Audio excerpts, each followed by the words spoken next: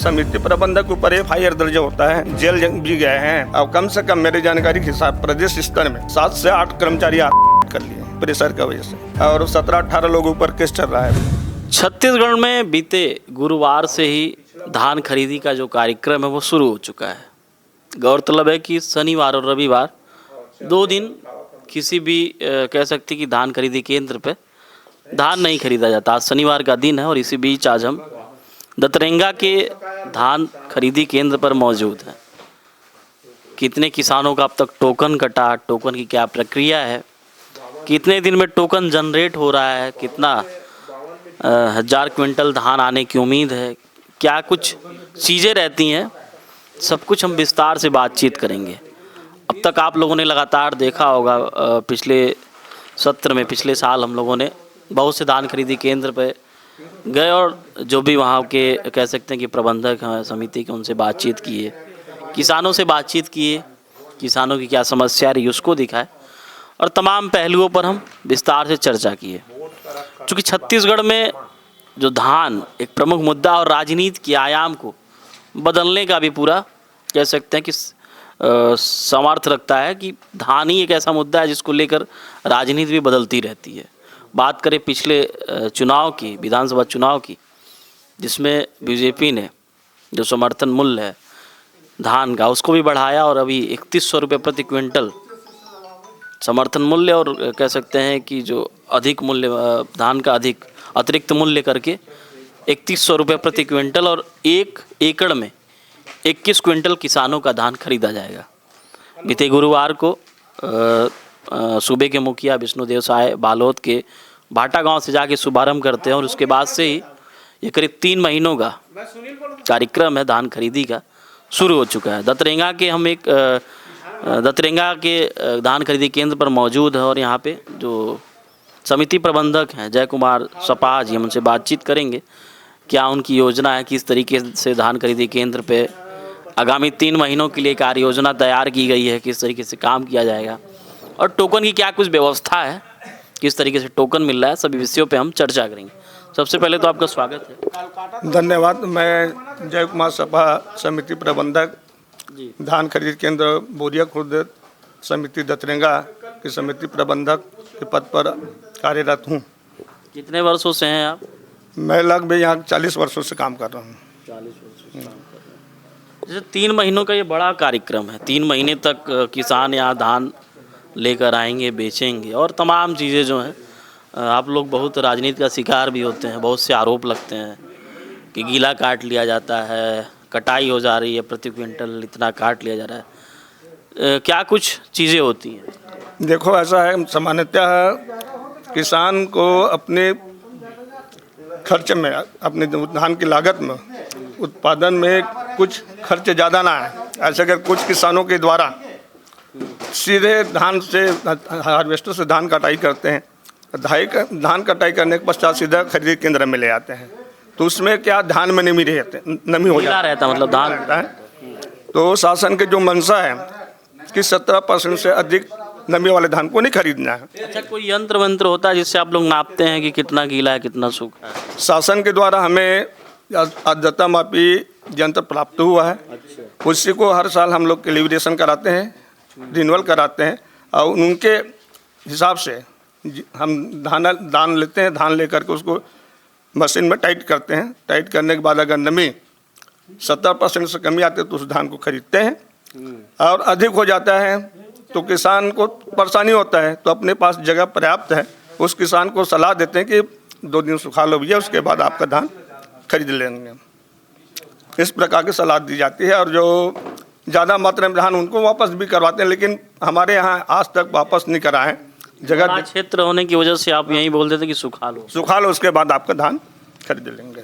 कितनी उम्मीद है इस बार? जैसे पिछली बार कितना 1000 क्विंटल आप लोग धान खरीदे थे? पिछले समय हम लोग 22,000 कुंटल धान खरीदे। इस बार क्या उम्मीद है? वही लगभग 22-23,000 कुंटल जाएगा, चूँकि ये रकबा बढ़ा हुआ इस साल। अच्छा, रकबा बढ़ा। हाँ, धान रकबा बढ़ा है। 499 किसानों ने पंजीयन कराए हैं। रकबा है 537.230 कुल रकबा, तो लगभग 21 कुंटल के हिसाब से, नमस्कार, तो लगभग 23 से 24,000 कुंटल की खरीदी हो सकता है। 23 से 24,000। जैसे 3 महीने का ये कार्य योजना चलती है और आप लोगों का क्या, जैसे बीच में आप लोग हड़ताल में भी थे, जितने भी समिति प्रबंधक हैं, क्या कुछ मांग थी उस समय? उस समय शासन से हमारी यही मांग था कि हम लोग विगत कई किसान कर्मचारी तो 15-20 साल, 25 साल, 30 साल, 40 साल से कार्यरत हैं। संस्था में इनकम आप सोर्स कमी है। खाद में भी जो हमारा मुख्य व्यवसाय है, किसानों को ऋण में खाद बांटना नगद का है, तो खाद के जो व्यवसाय बिल्कुल उसमें परिवहन में कट जाता है। कमीशन 4%, 5% देते हैं। संस्था के द्वारा संचालक मंडल होते हैं 11 सदस्यों के, उन्हीं के मार्गदर्शन में हम लोग चलते हैं। और जो संस्था द्वारा जो कार्य है, शासन के प्रत्येक कार्य जो हम किसानों तक पहुंचाते हैं, उसमें कमीशन में ही के बेस में हम लोग को तनख्वाह वगैरह मिलता है। तो अच्छा, कोई पर्टिकुलर आप लोग की सैलरी नहीं है कि प्रति महीने आपको इस तारीख को इतना मिलेगा सहकारी समिति के द्वारा? हम कुछ समितियों में क्या अधिकांश समितियों में ये सब व्यवस्था नहीं है। हमारे यहाँ जो हम लोग पहले एक बता रहा हूँ मैं अपने विस्तार से, हम लोग बचत बैंक का कार्य कर रहे थे। तो हमारे यहाँ की जो स्थिति बहुत सुंदर है, आज भी स्थिति अच्छा है, लेकिन समय देखते हुए कुछ समितियों में कर्मचारियों को वेतन प्राप्त नहीं हो पा रहा है। और जो एक मुख्य व्यवसाय है, शासन ने संस्था की आर्थिक स्थिति सुधारने के लिए धान खरीदी का जो मुद्दा दिया है, उसमें कमीशन अच्छा दे रही सरकार। कमीशन मिलता है आप लोगों को? हाँ, कमीशन बेस में करते हैं काम। अब रहा कमीशन मिलता है प्रति क्विंटल अगर बात करें तो? उसमें मिलता है, एक में 5 क्विंटल में कितना मिलता है? 1 कुंटल में 5 रुपया कुछ पैसा है। 1 क्विंटल में 5 रुपया, मतलब वो आपके खाते के लिए, हम हमारी संस्था की व्यवस्था के लिए। और हाँ, शासन के द्वारा प्रासंगिक व्यय भी दिया जाता है 3 रुपया प्रति कुंटल। और प्रासंगिक जो व्यय होती है, जिसमें सुतली, हेमाल, लाइट, सब व्यवस्था, हाँ, तो 11-3-14 रुपये में सारी व्यवस्था करना। अच्छा, एक समिति पे कितने सदस्य होते होंगे काम करने के लिए? यहाँ हम लोग हमारी समिति में हिमाल मिला, हिमाल को छोड़ दूँ कि स्टाफ जो आप स्टाफ हम लोग 6 लोग हैं। हिमाल तो दैनिक भोगी होंगे ना? हिमाल दैनिक भोगी, तौलते बोलते। हाँ, उसका भी खर्च है 12 रुपया प्रति कुंटल से। वो लोग क्या तौलाई करेंगे, सिलाई करेंगे, छल्ली करेंगे। अच्छा, 12 रुपया शासन देती, 14। पैसा शासन ही देता है कि आप लोगों को ही देना पड़ता नहीं, शासन देता है। है? उनका पैसा शासन हाँ, देता है।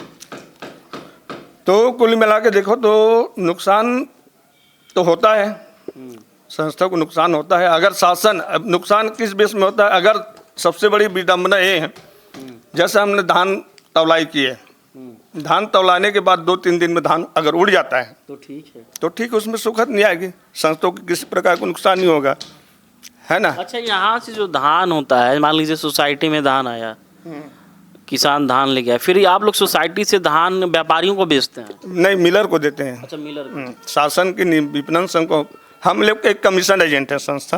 अच्छा, ये कमीशन पे बेस में काम करते हैं हम। वो बारदाना भेजता है, सुतली बारदाना वगैरह भेजता है, हम लोग धान तौलाई करके राइस मिलर को वापस करते हैं। मतलब एक भूमिका बस यही है कि किसानों की जो डायरेक्ट उनको नहीं बेच पाते हैं, आप लोग एक मध्यस्थता के तौर पे काम करते हैं। हाँ, क्या है, हम लोग काम वही मध्यस्थता है। धान लिए हैं, जितना हम धान 5,000-20,000 कुंटल धान खरीदे हैं, तो 20,000 कुंटल उनको देना पड़ेगा। हाँ, नहीं देंगे कम होगा, उसके लिए संस्था जिम्मेदार है। मतलब मान लीजिए कोई किसान बिल्कुल गीला धान लेके आए, आप खरीद लिए और 2 महीने तक स्टॉक हो गया, मिलर नहीं खरीदा, तो फिर तो आप लोगों के लिए दिक्कत हो जाती है। उसमें नुकसान है ना। समिति प्रबंधक के ऊपर FIR दर्ज होता है, जेल भी गए हैं। और कम से कम मेरी जानकारी के हिसाब प्रदेश स्तर में 7 से 8 कर्मचारी सुसाइड कर लिए हैं, प्रेशर की वजह से। प्रेशर की वजह से। और 17-18 लोगों पर केस चल रहा है अभी। तो केस क्या सरकार करती है? हाँ, सरकार करती है। कारण क्या रहता है? वही बता रहा हूँ मैं, 20,000 कुंटल धान खरीदा हूँ, मेरे पास 18,000 कुंटल परिधान के आरोप लग जाता होगा। हाँ, 18,000 क्विंटल गायब। हाँ, गायब कर दिए हैं। यहाँ तो क्या है कि मतलब सूखे गीले का लफड़ा चल जाता है। हाँ, सूखे, वो तो स्वाभाविक है सर। आप आज प्रैक्टिकल तौर से मैं आज तौलता हूँ, 2 दिन के बाद उसको तौलोगे, बराबर 200 ग्राम 300 ग्राम कम हो जाता है।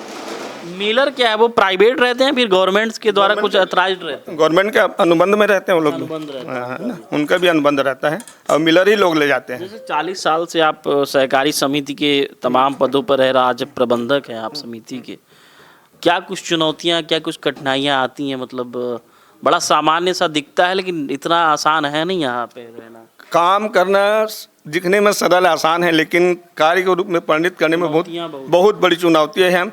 हर पत्रकार को के सामने बात करना पड़ता है, किसानों से जूझना पड़ता है और नेताओं से जूझना पड़ता है। इन सारी नेताओं का भी प्रेशर रहता है। हाँ, सबका प्रेशर रहता है। किसी का धान अगर रिजेक्ट कर देते हो, आपका धान गिला है तो हाँ तो उसका फोन आ जाएगा, इन किन प्रकार धान को खरीदी करो, हम कुछ नहीं जानते। ये सब बात दबाव रहता है। किसान को भी थोड़ा से बोल देते हैं कि भैया थोड़ा साफ करके ले आओ धान यार, शासन का धान हमको जिम्मेदारी दिया है ईमानदारी पूर्वक काम करने के लिए, तो थोड़ा सा हमको भी शासन के प्रति सजग रहना है। क्योंकि हमारा छवि खराब ना हो, न संस्था की छवि खराब ना हो, थोड़ा सा मेहनत कर लो। किसानों को समझा ही देते हैं, किसान लोग करते हैं करने के लिए। हाँ, जिसका धान ज़्यादा खराब रहता है समय देख के मैं उड़वा भी देता हूँ और मानते हैं भाई किसान लोग। ऐसा नहीं, हमारे यहाँ मेरे यहाँ किसान भाई विशेषकर उतना ये नहीं लेते, इशू नहीं करते हैं, पोलाइट तरीके से काम। हाँ, निवेदन करोगे सर तो सब काम सरलता है ना। जैसे अब तक कितना टोकन किसानों का कट गया होगा? जैसे रकबा चेंज हुआ है तो हो सकता है कि मालिक भी बढ़ गए हो इस बार। हाँ, अभी किसानों की संख्या बढ़ी होगी। अभी 32 किसान है ना। हेलो, 499 किसानों का यहाँ धान पंजीयन हुआ है। अच्छा, 499 कैसे कर लिखे यार,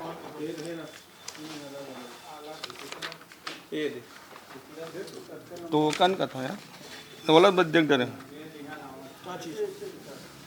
अरे तो पूछे टोकन के किसान के 33 किसानों का टोकन कटा हुआ है, लगभग 1270 कुंटल का। पंजीयन कितने का हुआ? 499 सदस्यों का पंजीयन है, रकबा 527.230।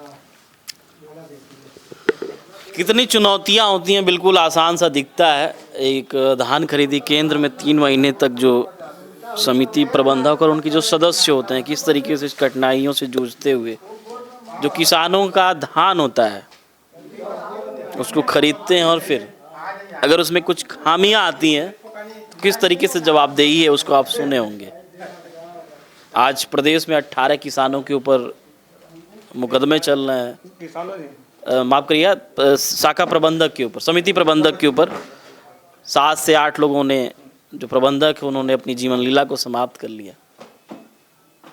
तमाम चुनौतियां होती हैं, उसके बाद भी जूझना पड़ता है।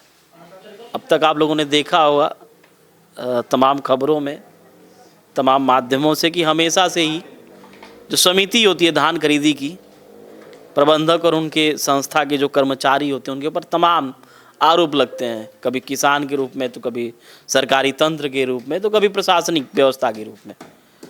सबका अपना एक आरोप प्रत्यारोप का दौर जो है चलता रहता है। लेकिन आज स्टोरी हमारा बनाने का मुख्य उद्देश्य यही था कि उन चुनौतियों से उभरते हुए और किस तरीके से 3 महीने तक बिना किसी सैलरी में, वो भी कमीशन बेस पे, और बहुत अधिक कमीशन भी नहीं, उसके बाद भी कह सकते हैं कि लगातार जो प्रबंधक होते हैं और उनकी समिति के सदस्य होते हैं किसानों के धान को खरीदने का काम करते हैं, उस चीज़ को आप लोगों ने सुना। लगातार हम ज़मीनी स्तर पे जाके जो भी ग्राउंड जीरो की खबर है उसको दिखाते हैं, और भी तमाम धान खरीदी केंद्र पर जाएंगे। वजह यह है कि 3 महीने का एक तरीके से कह सकते हैं कि छत्तीसगढ़ का जो ऋण है, जो एक आधार है किसानों के लिए धान, उसके बारे में हम तमाम धान खरीदी केंद्रों पर जाएंगे, समितियों पर जाएंगे और विस्तार से चर्चा करेंगे। जो भी तमाम पहलू होगा उसको दिखाने का प्रयास करेंगे। वोकल टीवी की टीम लगातार ग्राउंड जीरो की खबरों को दिखाते रहती है। आपको हमारा प्रयास कैसा लग रहा है कमेंट सेक्शन के माध्यम से ज़रूर बताइएगा। हमारे से दीपेश पटेल के साथ मैं आशीष शुक्ला, वोकल टीवी, रायपुर, छत्तीसगढ़।